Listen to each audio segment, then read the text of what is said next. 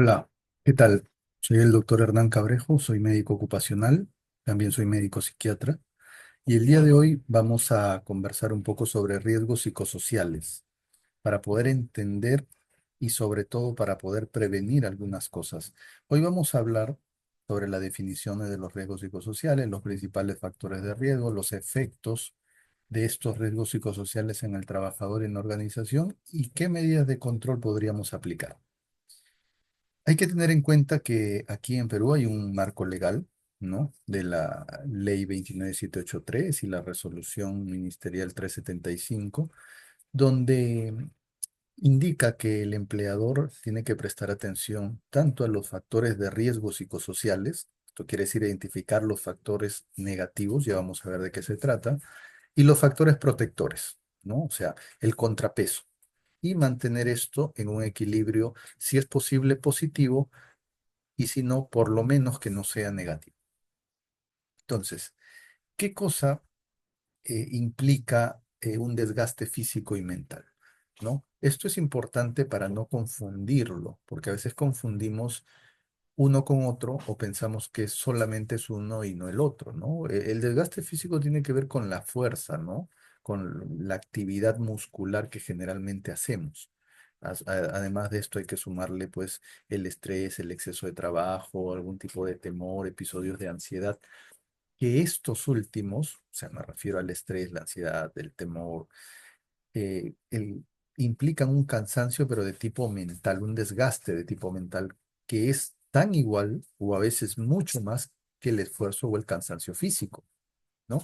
Y que de todas maneras, los seres humanos no podemos desligar lo físico de lo mental, ni al revés. Entonces, uno influye en el otro, cualquier dirección, así que si tenemos un cansancio físico, va a influir en nuestro, digamos, en nuestro funcionamiento, en nuestro rendimiento mental, y al revés, si tenemos una fatiga, un desgaste mental o emocional, va a influir también directamente sobre la parte física. Entonces es importante tener en cuenta esto para no pensar solamente, por ejemplo, que el cansancio, que es lo más frecuente, o la falta de energía es por algún cansancio solamente físico o por algún tema solamente mental o emocional. No, generalmente es de ambas cosas. Tal vez de uno tenga un poquito más que de otro, pero finalmente de las dos cosas. ¿Ok?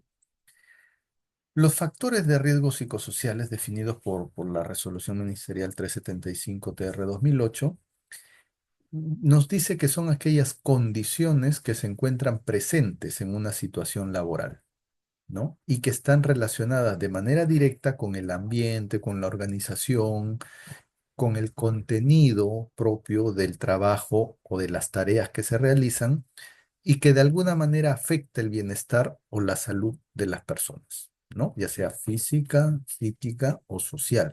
Hay que acordarnos que salud no solamente es la ausencia de enfermedad o de malestar, sino además de la ausencia, es un bienestar, un adecuado desarrollo en cualquier esfera de la persona. Entonces, no solamente estar bien, estar saludable significa no estar enfermo, no basta con eso, ¿ok? Entonces, ya vemos que son condiciones que se encuentran presentes, ya sea en la situación laboral, en el ambiente, en la organización o directamente relacionado a la tarea o actividad que yo realizo. Estos factores o estas situaciones, circunstancias, pueden generar algún factor de riesgo a nivel psicosocial. Aquí hay que diferenciar dos cosas, los factores psicosociales y los riesgos psicosociales. Los factores engloban condiciones positivas y negativas. Pueden ser factores positivos, de protección, de bienestar, como pueden ser factores negativos. Simplemente hablamos de factores de riesgo, o, perdón, factores psicosociales, ¿no? Y los riesgos psicosociales, ya nos indica la palabra riesgo, se enfocan en situaciones o circunstancias que tienen la probabilidad de afectar la salud de la persona. O sea, hay probabilidad, ¿no? De que pueda afectarlo. Por eso es que es importante medir y controlar estos riesgos para que no afecten justamente la salud del trabajador o de la persona. ¿Ok? Entonces, los factores de riesgo, ojo, riesgo psicosocial, los podemos ver o enfocar desde diferentes perspectivas, principalmente cuatro. Primero, los factores intralaborales, o sea, que están relacionados directamente con el entorno laboral, con la actividad, con la circunstancia, con el desempeño del trabajo, de la tarea. Los factores extralaborales que no tienen que ver con el tema laboral, como su propio nombre lo dice. También con los factores individuales, y este es un tema muy interesante porque yo considero que es la mitad o a veces hasta más de la posibilidad de salir o tener una afectación por estos riesgos. Es un factor muy, muy importante y ahorita lo vamos a ver. Y también la percepción o las experiencias del propio trabajador. Y aquí se mezclan un poquito las anteriores. ¿Por qué? Porque en la percepción que yo tenga de algo, en la experiencia que yo tenga de algo, se van a entrelazar mis factores individuales, mis factores intralaborales, mis factores extralaborales, y eso me va a dar a mí cierta percepción de las cosas, cierta experiencia en algunas circunstancias. Entonces, estas perspectivas desde estas perspectivas se pueden enfocar los factores de riesgo psicosocial. ¿Ok? Vamos viendo, mencionando, no podemos explayarnos mucho porque cada uno implicaría un capítulo completo, pero vamos a ir viendo algunos puntos, algunos detalles más importantes. Los factores de riesgo psicosociales individuales, por ejemplo, ¿no? Les decía que esto es para mí, por lo menos, sumamente importante porque determina no solamente la percepción, la experiencia, cómo vemos las cosas, cómo nos relacionamos con el mundo, con las demás personas, cómo sentimos a través de ese relacionamiento. Y ojo, que esto se puede llevar no solamente al trabajo. Los factores individuales influyen en general en cualquier ámbito de la vida de la persona. ¿Ok? Por ejemplo, la información sociodemográfica, estos aspectos también influyen en el desempeño, el trabajo, en las funciones que realiza, en la capacidad que tenga la persona de realizar tal o cual actividad, etcétera, etcétera, ¿no? Como son el sexo, no somos iguales, el hombre y la mujer no somos iguales, lo repito, somos distintos, somos únicos y tenemos capacidades físicas, intelectuales únicas y distintas, ¿ok? La edad, por supuesto, no somos los mismos a los 15, a los 20, a los 30, a los 40, a los 50, a los 60, a los 70.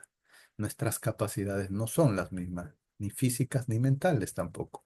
La escolaridad, por supuesto, no es lo mismo alguien que solamente tenga primaria, alguien que solamente tenga secundaria, alguien que tenga un estudio superior o post estudios superiores. O sea, no es lo mismo o cursos específicos, formaciones específicas en determinadas actividades del puesto de trabajo.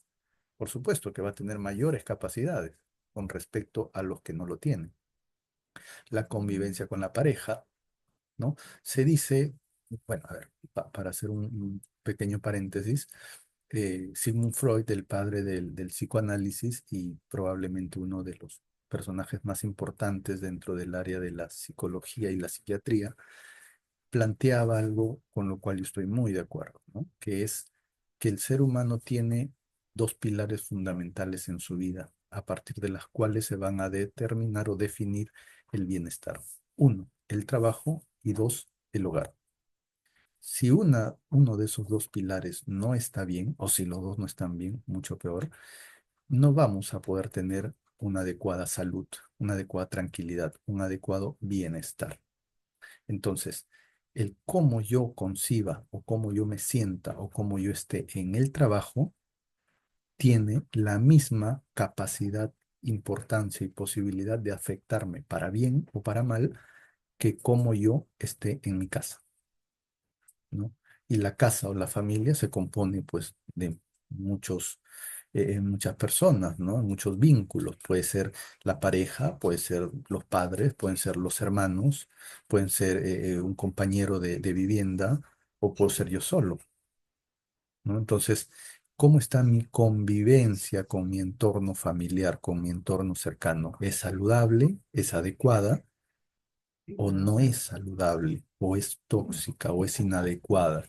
¿O en lugar de generarme bienestar, me genera malestar? O sea, desde ahí podríamos arrancar con un mal día, con una mala semana, con un mal año, con una mala vida en general. Entonces, es importantísimo esto. Otro factor es la ocupación también. O sea, y la ocupación en general, en qué yo me ocupo, no solamente el tema laboral, sino qué me ocupo, en qué me ocupo fuera de mi entorno laboral también. Porque eso también, depende de eso también, que yo esté bien, que me sienta contento, que me estrese, que me frustre, que me ponga triste, que me moleste, etcétera, etcétera.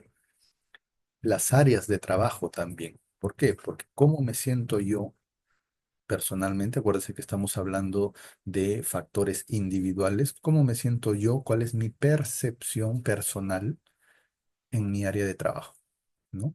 Y aquí esto se relaciona con este segundo punto, que son las características de personalidad y estilos de afrontamiento de la persona.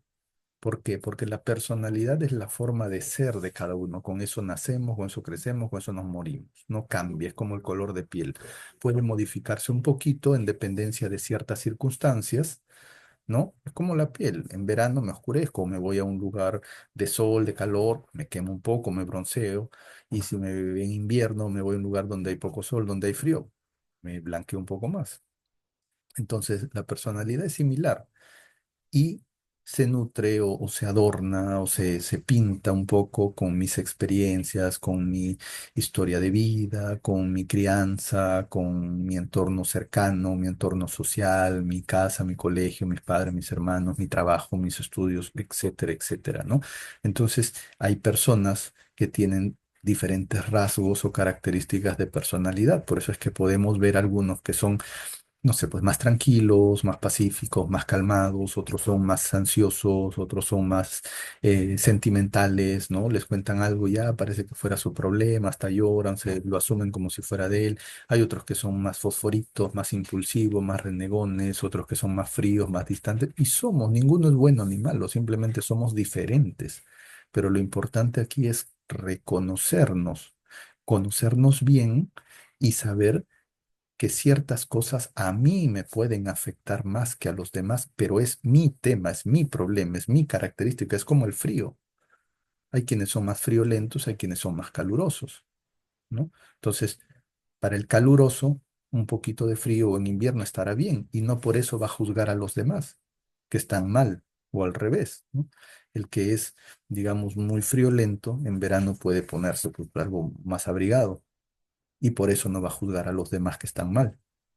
Pero yo debo de conocerme. Debo de actuar en base a lo que yo soy, no a lo que los demás pueden ser o lo que yo pienso de los demás, o etcétera, etcétera. Es un tema bastante importante porque es cómo yo percibo mi entorno. Entonces, cómo yo percibo mi entorno laboral. De repente yo soy muy susceptible, yo interpreto las cosas, las tomo muy a pecho, o ya pienso que me quieren hacer algo, o quiero que me traten de una manera distinta, etcétera, etcétera. Y por ahí empiezan los problemas, por uno mismo. Por eso es importante evaluar esta parte. ¿Ok? Seguimos. Entonces, dentro ya de los factores de riesgo psicosociales intralaborales, acuérdense que hemos hablado ahorita de los individuales, o sea, de cada persona, ahorita vamos a hablar de los intralaborales, o sea, los que tienen que ver directamente con la labor. Hay varios puntos a analizar. Por ejemplo, la gestión de la organización. Vamos a ver cuáles son los estilos de mando, la modalidad de contrato, de pago, el nivel de participación de los, digamos, de los trabajadores en determinadas actividades, el servicio de bienestar, cómo se evalúa el desempeño, ¿no? Las estrategias para manejo de cambio de personas, etcétera, y todo lo que es parte de gestión. Eso también influye en el bienestar, en la tranquilidad o intranquilidad del trabajador. Hay características desde el punto de vista de organizar el trabajo, cómo se comunican los jefes, los trabajadores, qué tecnología hay, qué modalidades de trabajo hay, cuáles son las demandas desde el punto de vista de calidad y de cantidad del trabajo, ¿no? Ya son propias netamente de cómo se organiza el trabajo. Hay características también dentro de los factores intralaborales del grupo social de trabajo. Y esto tiene que ver con lo que mencionamos en el acápite anterior, con la forma de ser de las personas. Porque lastimosamente No podemos estar siempre con quien nos cae bien y al revés, ¿no? Entonces, ¿cuál es el clima laboral? ¿Qué hago yo para adecuarme? Porque soy yo, es el ser humano el que tiene que adecuarse al entorno, no el entorno, y lo hablo en general, no desde el punto de vista solamente laboral. ¿Por qué? Porque hay circunstancias que van a suceder así yo quiera o no, y yo no tengo control sobre ellas. Entonces soy yo el que tiene que adaptarme. Y para eso, pues a veces no se puede hacer de manera propia, individual, y se requiere buscar ayuda profesional, pero la idea es hacerlo. Entonces, desde este punto de vista, ¿cómo está el clima de relaciones entre los compañeros, entre los jefes, entre los trabajadores en general? ¿Cuál es el nivel de cohesión, la calidad de las interacciones, ¿no? El trabajo en equipo. Y dense cuenta que todo esto que corresponde a los factores intralaborales tienen mucha relación con los factores individuales. Ok, por eso le decía que eso tiene mucho peso. Otro punto son las condiciones de la tarea. ¿Cuáles son las demandas de la carga laboral? Hablamos de la velocidad, de la complejidad del trabajo, de la atención, minuciosidad, variedad, el apremio del tiempo. Y esto también tiene que ver con nuestras capacidades, con las características individuales. ¿Se acuerdan que hablábamos del sexo, de la edad, de la escolaridad? ¿No? Tiene que ver con todo esto, con las demandas de la carga mental, porque no es lo mismo, como le decía, que una actividad, ya sea física o mental, la realice una persona de 25 años que la realice una de 60 o 65 por obvias razones y porque es natural, es nuestra naturaleza llegar a o avanzar en la edad e ir disminuyendo en capacidades físicas y mentales. Es lo normal, es parte del envejecimiento normal que nos toca a todos, pero hay que tenerlo en cuenta dentro de, uno, mi propio conocimiento como persona y dos, dentro del entorno laboral. ¿Sí? El nivel de responsabilidad, las demandas emocionales, por ejemplo, en atención al cliente. Lo más desgastante es tratar con personas, pero acuérdense que no, eso no significa que yo me desgaste todos los días, porque si no, imagínense la labor de los psicólogos o de nosotros los psiquiatras, que vemos personas que tienen un problema y lo vemos todos los días. Imagínense escuchar eso todos los días, tratar eso todos los días. Entonces, pero tenemos técnicas, sabemos cómo hacerlo, es parte de nuestra profesión y no solo eso, tenemos que recargar también las baterías, tenemos que recargar la parte emocional, saber cómo manejarlo, entender a los demás, así como yo necesito que me entiendan, ¿no? Porque si alguien viene con algún problema y tiene determinada actitud, actúa mal, es irrespetuoso, grita, insulta, qué sé yo, trata mal, yo no debo personalizar esa situación, porque no es contra mí, si es que yo no hice nada, por supuesto. Es, no sé, pues contra quién será. La persona de repente salió así de su casa, está pasando por un mal día o tiene algún problema emocional, psicológico, no lo sé. Entonces, lo que yo les sugiero es que no personalicen ni siquiera entre compañeros. O sea, cuando alguien piense, me gritó, me trató mal, me insultó, me empujó, quítenle el prefijo me y solamente déjenlo, gritó, insultó, empujó, levantó la voz. ¿A quién? No sé. Algo le pasará, ¿no? Tendrá algún problema, pero no es a mí porque yo no lo estoy personalizando. ¿Ok? Pues cada uno acepta las cosas que vienen de afuera y cada uno les da el valor adecuado de las cosas que vienen de afuera. Si alguien me dice algo a mí que no me gusta, soy yo el que le está dando ese valor a esa cosa que no me gusta. Si yo le doy más valor, me va a afectar más. Si yo le doy menos valor, puede que ni me afecte. Entonces, eso es manejo emocional, pero para eso yo tengo que conocerme. Yo tengo que saber y tengo que estar consciente de eso, porque si, como se dice coloquialmente, yo piso el palito, pues la cosa se pudre, ¿no? Entonces, bueno, seguimos. Entonces, este tipo de factores de riesgo tienen que ver con la parte laboral, ¿ok? Otro, dentro de la parte interlaboral, otros factores son los que están en el medio ambiente de trabajo. O sea, ya no tiene que ver con la parte individual, con la propia actividad que uno realiza como trabajo, sino con el ambiente donde lo hago. Jornadas de trabajo, número de trabajadores, los tipos de beneficio recibidos, los programas de capacitación, formación, ya es el medio donde yo trabajo. Ya no es directamente lo que yo hago, sino el medio, ¿no? Para yo sentirme bien, valorado, querido, respetado, aceptado, ¿no? Es el medio que, de hecho, nuevamente tiene que ver con la forma como yo percibo las cosas, porque si yo, dentro de mi forma de ser, de mi forma de pensar, creo que me merezco ciertas cosas y no las recibo, voy a estar descontento. Pero es porque yo creo eso, porque es mi expectativa, porque es mi forma de pensar. Entonces, habría la posibilidad también de analizar esa forma de pensar, si es adecuada, si es coherente, ¿no? Entonces, también se relaciona, miren, con la parte personal, ¿no? Ahora, los factores de riesgo extralaborales, y que ya no tienen que ver con la persona ni con la propia actividad laboral, ya sea la tarea que yo realizo o el entorno donde lo realizo, sino ya fuera de extralaborales. Y esto también es sumamente importante porque acuérdense, a ver, el día tiene 24 horas. En promedio, el ser humano duerme 6 a 8 horas, o sea, un tercio. El otro tercio, en promedio, 8 o 10 horas, es para trabajar.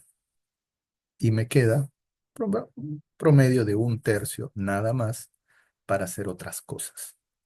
La pregunta es, ¿qué estoy haciendo yo con ese tercio de vida? O sea, prácticamente, en teoría, si hacemos sumas, en general, tenemos un tercio de nuestra vida para poder hacer algo que no es ni trabajar ni dormir. Entonces, ¿cómo utilizamos el tiempo libre, el tiempo que nos desplazamos en el medio de transporte, ¿no? Pertenecemos a cómo está nuestra pertenencia, nuestra, digamos, inclusión en nuestras redes de apoyo, ya sea en la familia, en los amigos, en el barrio, cómo estoy con ellos. De repente, pues estoy peleado con la familia, de repente con el barrio nadie me soporta, no salgo. ¿De qué salud social, salud mental hablamos? ¿No? ¿Cómo está eso?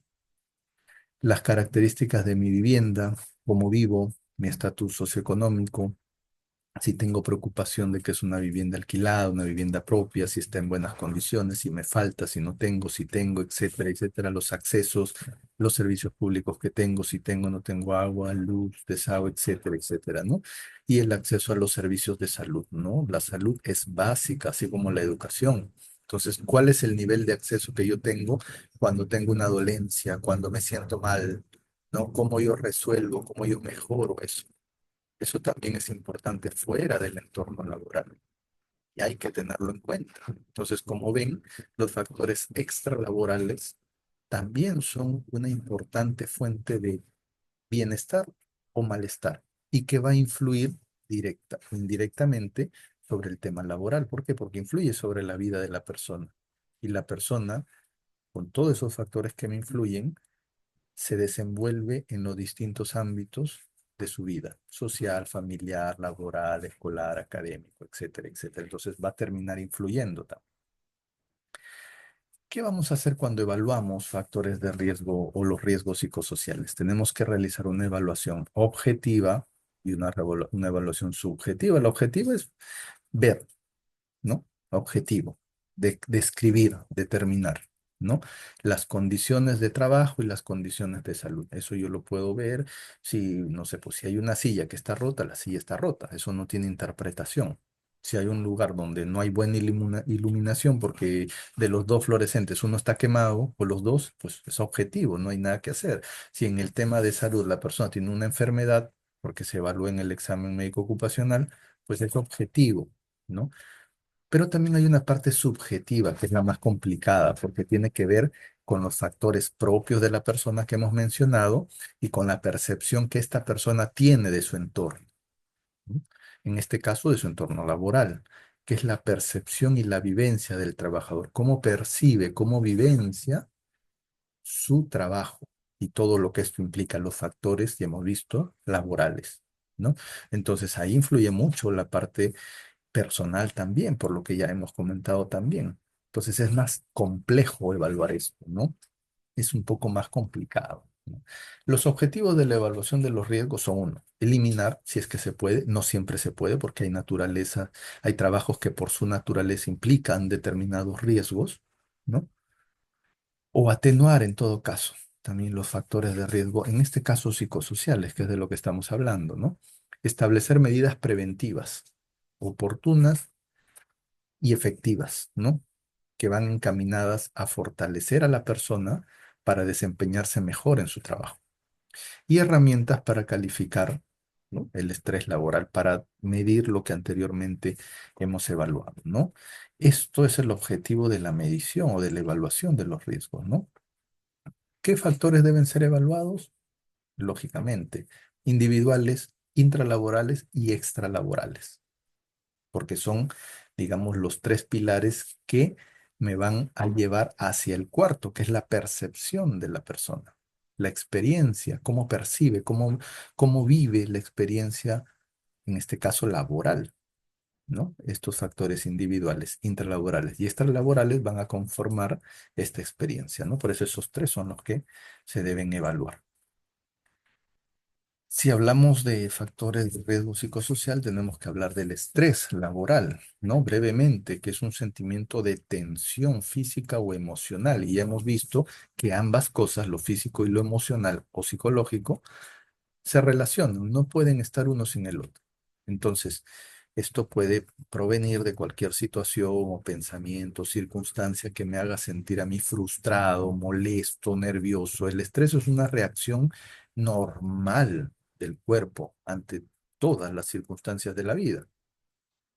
Pero es más, el estrés es saludable porque nos permite a nosotros hacer las cosas, nos permite a nosotros movernos, ¿no? Y, pero que esto hasta un nivel, digamos, saludable, un nivel tolerable que también varía de manera individual. Pero ¿qué pasa cuando este estrés es mantenido o es muy intenso que sobrepasa mis capacidades? Y eso también es muy individual, las capacidades de cada uno, que de hecho se pueden mejorar, fortalecer o adquirir las que no tengo. Entonces ahí va a venir el problema.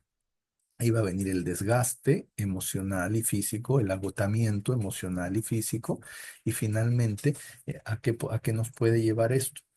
Al burnout, ¿no? Que es el grado máximo ya de estrés, donde ya configura un cuadro muy, muy patológico, que donde la persona pierde prácticamente sus capacidades, ¿no? ¿Cuáles son las causas del estrés laboral? Muchísimas, muchísimas. Y como le digo, individualmente para cada uno, algunas más, otras menos, algunas incluso no significan estrés para alguno, otras de repente sí, ¿no? Sobrecarga de trabajo, repetitividad, el ritmo, la ambigüedad de los roles, relaciones personales, inseguridad en el trabajo, la falta de participación, la formación, cambios en la organización, el contexto físico de donde yo me desarrollo y muchos otros factores que cada uno puede, digamos, percibir como una causa de estrés laboral, ¿no? Entonces, ¿cuáles son las consecuencias? Las consecuencias son en todo, en varios niveles. Las consecuencias son por ejemplo, los efectos psicológicos, que pueden ser ansiedad, agresión, apatía, aburrimiento, depresión, fatiga, frustración, culpabilidad, vergüenza.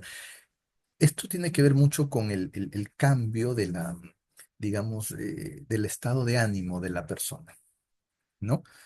Y obviamente esto nos lleva a una determinada conducta, ¿no? Uno, acuérdense que según cómo yo pienso, me siento y según eso, según eso actúo. Entonces, la parte conductual, por ejemplo, me puede llevar a mí a estar distraído, triste, pensando en otra cosa, molesto y hacer cosas que me puedan generar accidentes, que me lleven a consumir sustancias, ya sea algún tipo de droga o medicamento, me pueden llevar a un tema nervioso como la anorexia, la bulimia, consumo excesivo de cigarrillos, alcohol, que son las más frecuentes, ¿no? No dejan de ser drogas, sino que son las que están legalizadas y de uso más frecuente, o a una conducta impulsiva, ¿no? O sea, a reaccionar sin meditar, sin pensar en las consecuencias. puede tener efectos cognitivos, ¿no? Disminución en la capacidad de toma de decisiones, de concentrarme, olvidarme algunas cosas, que de hecho se confunden mucho estos olvidos o les llama mucho la atención pensando que tienen algún problema de memoria o algún problema, si es un adulto mayor, por ejemplo, un problema de deterioro mental, un problema de demencia o de Alzheimer, ¿no? Pero generalmente, o muchas veces, el tema de memoria se relaciona con el estado de ánimo, con el estado emocional también y con el estrés, obviamente. Entonces hay que también evaluar esa parte, ¿no? Hay efectos fisiológicos, se me puede elevar el azúcar, la presión, el ritmo, etcétera, etcétera, ¿no? Por eso es que mucha gente habla de la mal llamada diabetes o hipertensión emotiva. Y digo mal llamada porque no existe, eso es un engaño. O sea, a todos se nos sube, pues todos tendríamos diabetes emotiva, hipertensión emotiva. No tiene sentido determinarla así porque además genera un falso concepto en la persona creyendo que solamente debe hacer tratamiento cuando se le sube. Y no es así. A todos nos sube la presión, así como cuando corremos o hacemos ejercicio, a todos se nos va a acelerar el corazón. A todos se nos va a subir un poco la presión porque es necesario. Se nos va a subir el azúcar también. Pero el organismo tiene la capacidad de autorregular. O sea, yo estoy jugando y termino de jugar 10 minutos y me toman la presión, va a estar volando. Mi pulso va a estar volando. Hasta mi temperatura, mi azúcar también. Pero ¿qué pasa si yo me siento un ratito ahí? Se me pasa y mi cuerpo lo regula. Y eso no quiere decir que yo soy hipertenso, ni diabético, ni tengo fiebre, porque mi cuerpo regula. Y cada vez que yo hago ejercicio me sube. Porque es normal. El problema es que en las personas con diagnóstico ya de diabetes o hipertensión, su cuerpo ya no tiene la capacidad de regular, ya perdió, va perdiendo capacidad de regular. Entonces, cada vez que le suba, va a demorar en bajar o ya no le va a bajar, ¿no? Entonces, es diferente. Por eso es que se necesita un buen diagnóstico y tener plena conciencia de que si a mí me diagnostican de algo, tengo que hacer tratamiento y tengo que cuidarme, pues no existe eso de emotivo ni nada, o sea, olvídense de eso, ¿no? Si tengo diabetes, tengo y hago mi tratamiento y me cuido con pues mis actividades físicas, mi alimentación, etcétera. Igual para la hipertensión, no hay otra. No hay que solamente cuando me duele la cabeza, porque no a todos les duele, ni todos se marean, ni todos tienen visión borrosa. Así que hay que ir rompiendo mitos, ¿ok? Bien, seguimos. Entonces, esto es lo que yo le decía que es el grado extremo del estrés laboral, que es el burnout, ¿no? Que ya la persona prácticamente quemó, como se dice, y tiene que ver con la suma de muchos factores. Algunos más, otros menos, esto va a depender ya, como lo veíamos ahorita, de cada uno. Algunos pesará más el factor individual, otros más el intralaboral, otros más el extralaboral. La cosa es que la persona se desgasta a un extremo profundo, ¿no? El hostigamiento psicológico en el trabajo también es un tipo de estrés, es un tipo de desgaste, es una situación en que una o varias personas pues ejercen una presión psicológica extrema, a veces física también, de forma sistemática, quiere decir esto continuo, por lo menos una vez a la semana y durante por lo menos 6 meses, ¿no? Se dice que esto configura ya el famoso hostigamiento laboral, moving o psicoterror también se le llama. Y esto definitivamente va a generar una alteración física y psicológica, emocional en la persona que está siendo pues hostigada, ¿no? La carga mental, bueno, hablamos ahorita un poquito, ¿no? A diferencia del trabajo físico netamente, la carga mental también genera un cansancio, también genera un agotamiento, ¿no? Y puede llevarnos a tener síntomas físicos también.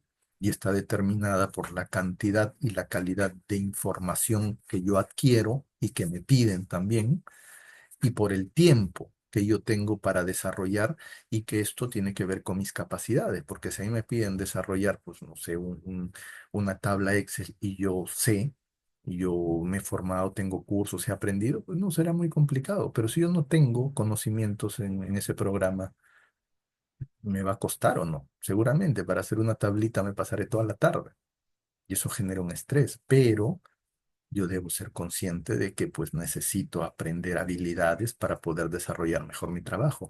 Por eso le decía que el autoconocimiento y la autoconciencia nos va a permitir saber qué necesitamos, qué nos falta, qué nos sobra, qué podemos y qué no podemos también. ¿Sí? Entonces, la carga mental es muy importante en todo esto. ¿Qué cosa, digamos, en este caso, efectos puede generar todo lo que hemos hablado sobre la persona, sobre el trabajador? Problemas definitivamente sobre la salud física, mental, emocional, depresión, que es un grado extremo. Ojo, y aquí no confundamos, y los llamo un poquito a la reflexión y al conocimiento. No es lo mismo tener melancolía, tener tristeza y tener depresión. La depresión es una enfermedad y como enfermedad necesito un diagnóstico y un tratamiento, y si no, no mejora. No es que hoy yo estoy triste y mañana estoy bien. Ah, ayer estuve deprimido. No. O van y dicen, no, tengo depresión porque a veces me pongo triste. No, lo que tienes es tristeza o melancolía por alguna situación que habrá que determinarla. Pero la depresión es una enfermedad. Entonces hay que tener cuidado no solamente con lo que decimos, sino con lo que nosotros mismos creemos, porque si yo creo, acuérdense que el cuerpo siempre va a creer lo que la mente le dice, porque no puede, el cuerpo no puede, digamos, creer otra cosa de lo que nuestra propia mente nos dice. Si nosotros nos ponemos una etiqueta, probablemente nos la vamos a creer. Entonces, no siempre es depresión lo que tenemos, es tristeza probablemente. Y de repente todos los días me siento triste, pues, pero no es que eso no quiere decir que esté deprimido, hay mucha diferencia. Bueno, también puede traer problemas neuropsicológicos, ¿no? Desde el punto de vista, ya hemos visto, concentración, atención, puede haber molestia, desgastes, adormecimientos, es muy frecuente las palpitaciones en el párpado, en el labio, en algún grupo muscular, a veces adormecimiento, sensación de quemazón, sensación de pequeñas agujas. Eso son alteraciones a nivel neuromuscular también. ¿Producto de qué? Del estrés, desmotivación e insatisfacción, puede haber actividades y hábitos inadecuados, ya hemos hablado, consumo de sustancias, a veces alteraciones en el sueño, ahora que es muy frecuente el tema del uso de las pantallas, ¿no? Entonces también me puede llevar a mí al uso excesivo de pantallas con tal de encontrar una distracción, un relajamiento, o simplemente empiezo a hacer una adicción también a las pantallas, dificultad en las relaciones interpersonales, conflictos entre los grupos, exposición a accidentes, ¿no? Entonces, y muchas otras cosas más, ¿no? Como le digo, va a depender de cada persona los riesgos a los que yo esté expuesto. Entonces, pero hemos mencionado algunos que me parecen que son importantes. Efectos en la organización, por supuesto. Si la base fundamental de una organización son los trabajadores.